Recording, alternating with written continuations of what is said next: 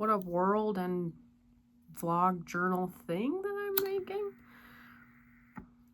I've been wanting to talk about the show that I just saw last night and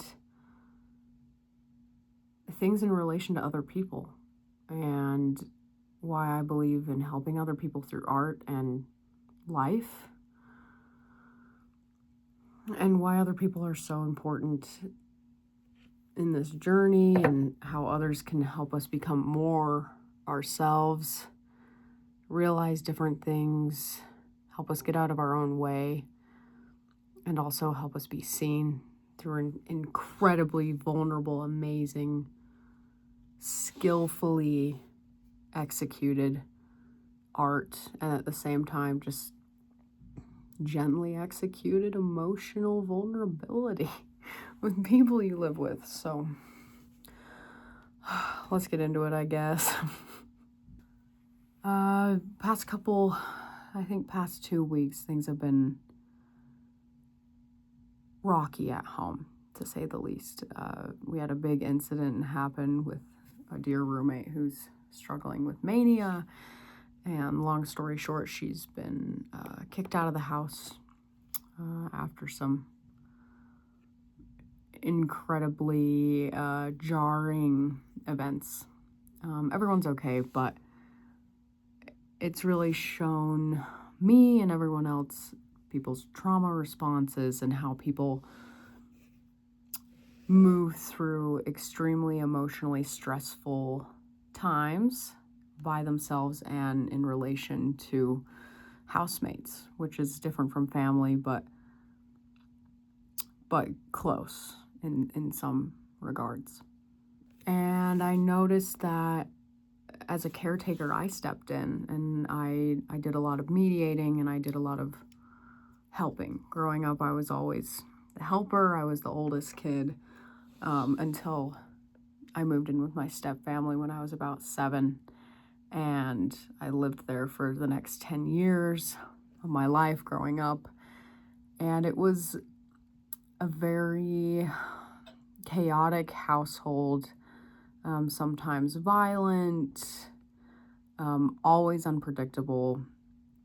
But luckily, now that I'm out of it and healing from it, I am proud to say that I've been making steady progress on my coping mechanisms and my fight or flight reactions when it comes to stressful situations. So I was able to step into this current stressful time in this house and help out. As my friends know, I've also been stressed in my own way. There's a lot of upcoming changes, like with new jobs and just still navigating my way as a freelancer and a dancer. And I want to talk about this all because home life really does affect everything, and emotional work affects your art, and it makes you a better or worse artist depending on what's going on, and it can be such a valuable resource for making something that's authentic.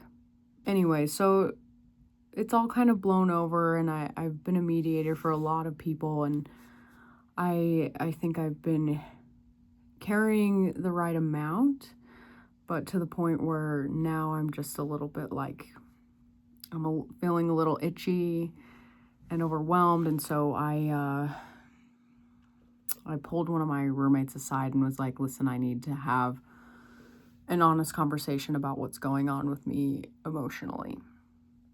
Typically, I'm a very avoidant person, but recently, especially thanks to this house and some recent romantic connection that has been helping me see more of myself, I am becoming a lot braver in voicing how I feel and standing up for myself, my internal ecosystem, and it's been amazing.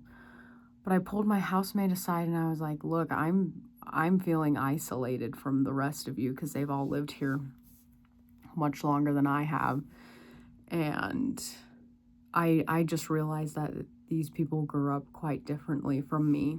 And it's made me feel just isolated. And it's not their fault. It's not like they're using that against me, but you just know when you grow up differently from somebody once you get to know them a little bit.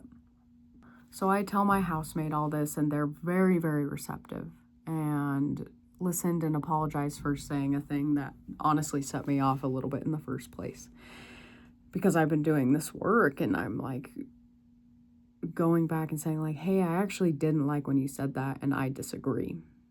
I disagree with that point of view because this is what's going on with me. So basically, I care a lot, and it's okay to set boundaries. When people are all going through an emotional crisis together, sometimes you really need to be, dare I say, a little selfish with your time and your energy and your giving capacity. And it's made me feel stronger within myself and really confident in my abilities to handle things when they go wrong and be a leader during really rough times. And I had a thought tonight, just reflecting on how I grew up and how rough and terrible that it sometimes was, and viewing it with a lens of gratitude. Like, finally, after years and years of being angry, so angry in her, I can look back on that time in my life, especially when I was a teenager, an older teenager, just so full of anger. I was so mad at everybody, so mad at the world, and I thought I was owed something. I thought everybody and everything had done me wrong. But tonight, I realized that I love helping people through art, and I love helping people, my roommates, through this crisis, because I've had to navigate, honestly, so much worse growing up as a young kid, as mom number 2, because I'm the oldest sibling from my mom's kids, and then middle from the step family I lived with. I was genuinely able to sit back, reflect on those memories, and say thank you to them. And say thank you for teaching me about hardship. Thank you for teaching me about suffering, because my specific suffering has made me passionate, compassionate, and emotionally in tune. I think I can feel people's emotions quite easily. I know how to pick up on them because it used to be a safety mechanism, but now it's slowly turning into something more powerful and more healing and helpful. And I really want to challenge myself to keep doing that, to keep looking at my past through a lens of gratitude, and how can I learn from this, and how can I help other people learn from my experiences and learn from their experiences, because at the end of the day, the human experience it doesn't happen in isolation. It never has.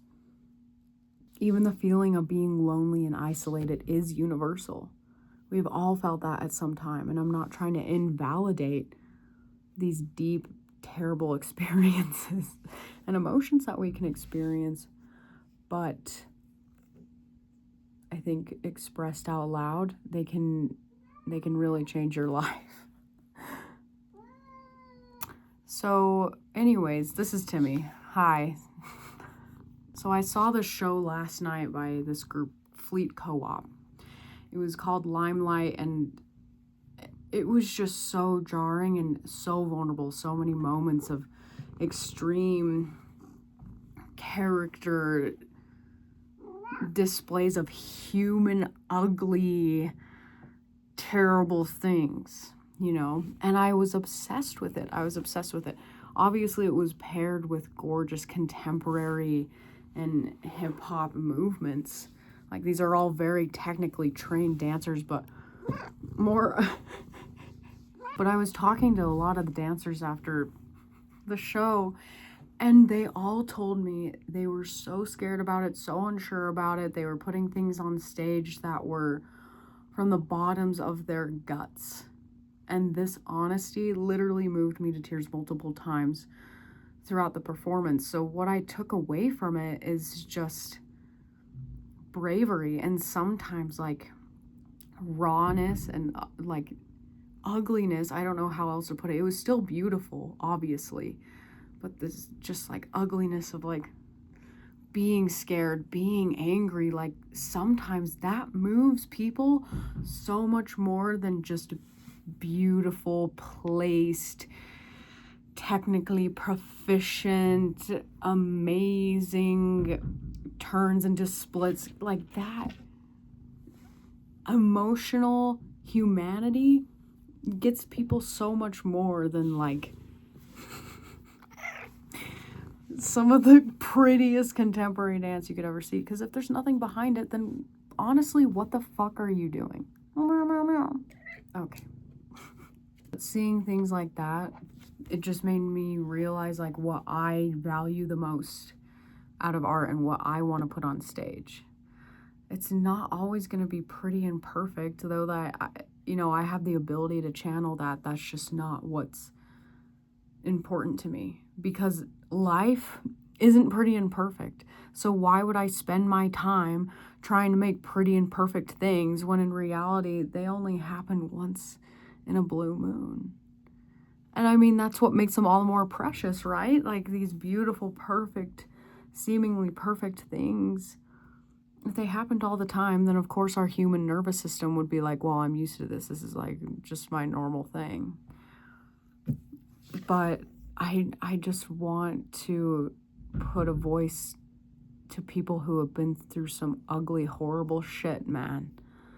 Because I've been there too, and there's always a way out. And there's always a way you can turn it into something better, especially if you're a creative, if you're an artist, or if you're a person that just wants to fucking help other people. If you're just a person who wants to help other fucking people, man. Because that's how we can all make it through any hard times, any hardships, any downfalls so much easier is if you have other people. And art helps us make things so much better and easier. And it also helps you acknowledge the load and acknowledge how disgusting life can be sometimes. That's why I get pissed off at people who just like choose not to acknowledge it or have had pretty lives, pretty and perfect lives. And there are people who have had really nice lives. And I have to stop myself from getting fucking mad at them, because guess what? Like, I wouldn't be making the art that I would if I hadn't lived through my specific life. That compared to others really isn't fucked up, and compared to people on this side, maybe is a little wackadoodle. But I don't give a single fuck. Look at me, I'm posting shit on the internet. So all this to say, honestly, with my chest, I'm proud of the work that I've been doing. I'm really fucking proud of the work that I've been doing. And even if a few people have noticed it, amazing. Even if I've been the only one that's noticed it, because I can look back in my journals and I can look back on my emotional documentation, because I have it down. I have it down on here. I have it down on Instagram. I have it down on my blog. I have it down in my notebooks. I have it down on my computer. I have it down on my Google Drive. That in the collection of all of my creations, even if they're like shitty poetry to bad journal entries about hooking up with my friends in college and then falling in love with them and dating them and then it going wrong. But those tiny snippets of life, it's so beautiful how universal it all is, and how individual it can also be, like a snowflake. When you zoom in, it's really specific, and it's this tiny thing that doesn't look like anything else. But when you zoom out, it's a snowstorm. Or maybe it's quiet and the snow is falling softly, and when it all gathers, it makes the street really, really quiet. And it's bright outside, and It's really, really cozy. So find moments to be fucking proud of yourself. Take some fucking risks and make some art that can help people. And if you can find gratitude for some ugly shit that you've gone through in your life, I encourage you to do it, because it'll help you feel better about the hell that you've been through. Because life isn't all hell either. I'll tell you that much. Life isn't all hell either. Especially if you know how to work hard. You got to put in the effort, obviously, but if you know how to work hard, man, and if you know how to keep an open heart,